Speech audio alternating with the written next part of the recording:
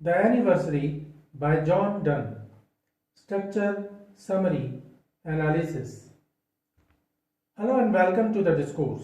The Anniversary is a romantic metaphysical poem written by John Donne that was published in Songs and Sonnets, Donne's poetry collection in 1633. The poem was probably written in 1599 as it recalls the poet's first meeting with his teenage wife-to-be Anne More in 1598.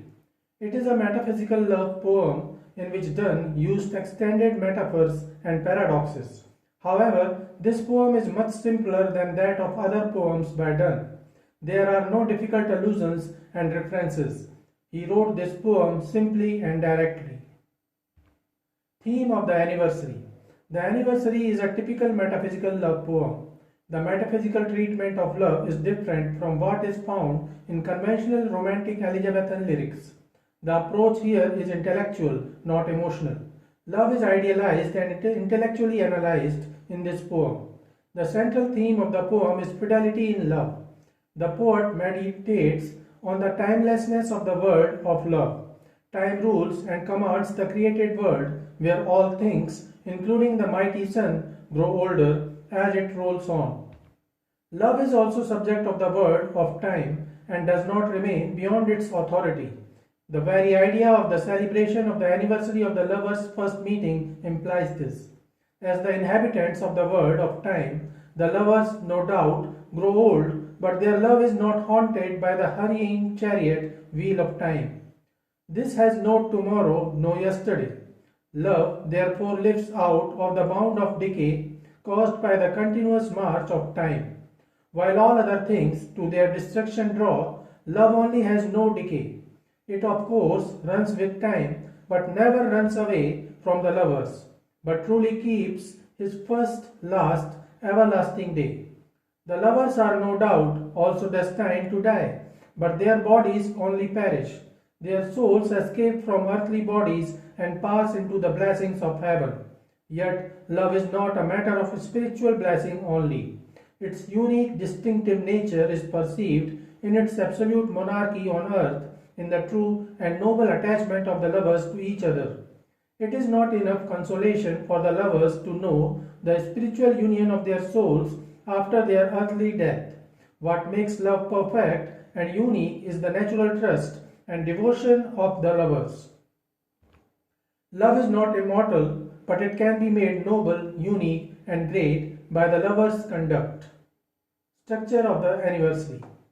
The poem is 30 lines long and composed in 3 stanzas. Each stanza has 10 lines and the poem is largely in the iambic meter, with the first, second and seventh lines being in tetrameter and the fourth, fifth, sixth, third, eighth, ninth and 10th lines being pentameter. Donne uses the timelessness of love while still remaining in the realm of time as a paradox for this metaphysical poem. The poet says their love has no yesterday, yet they are celebrating their anniversary. It is a paradox. Another paradox is the uncertainty in fidelity. In the third stanza, the poet asks a rhetorical question, who is as safe as we? And the beloved is supposed to answer nobody. But the question itself shows the doubts of the poet.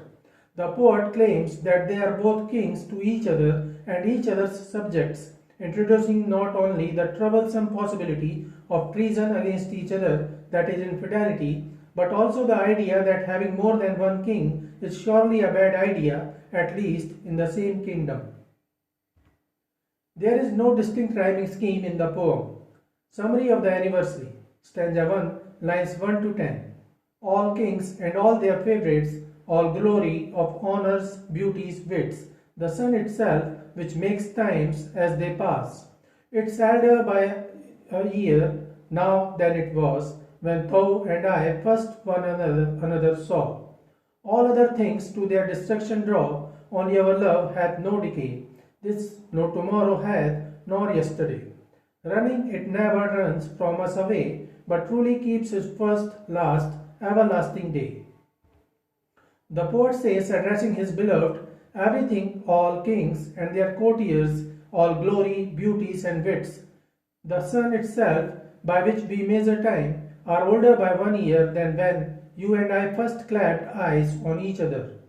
Everything else, however, is in decline, moving towards its own death, whereas our love is different from theirs because it knows no decay. Our love has no tomorrow and no yesterday because it's timeless. Our love runs and runs but never runs away from us. Instead, it remains as strong as the day we first met. Their love never changes, it is the same as it was the beginning and will continue to be the same till the end. Their love is eternal.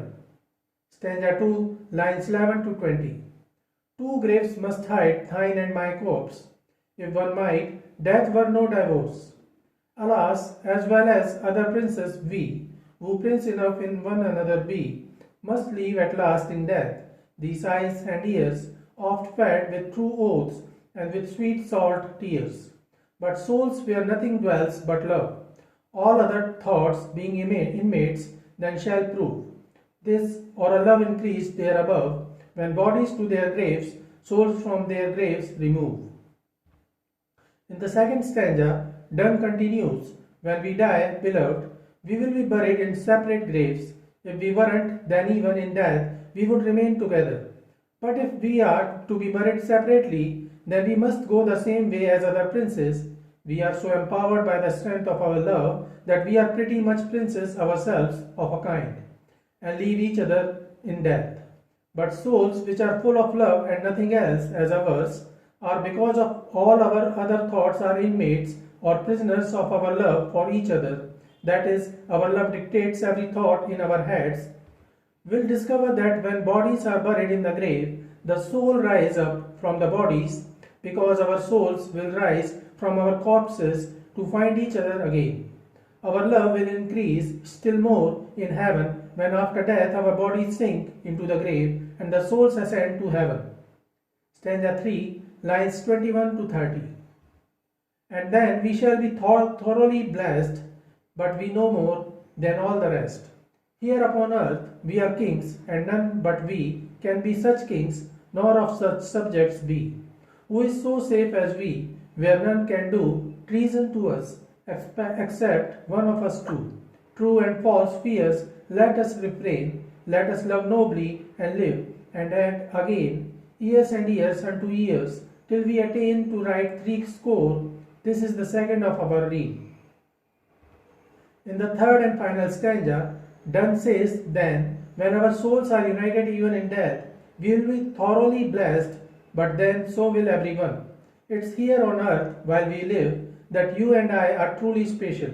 We are like kings, but we are also like subjects, because I am your subject, but also your king. Likewise, you serve me, but I also serve you, so you are both my king and subject too. Who is as safe as we are? No one else can do treason to us, so we are safe from harm, because you are my only subject and I yours. Only the other one can commit treason against us, and that's hardly going to happen, or will it be the case? Let us live without fears, founded or unfounded, then, and let us love as befits kings, for many more years to come, until we die aged 70. This is the second year of our reign, for we are kings. So this is it for today.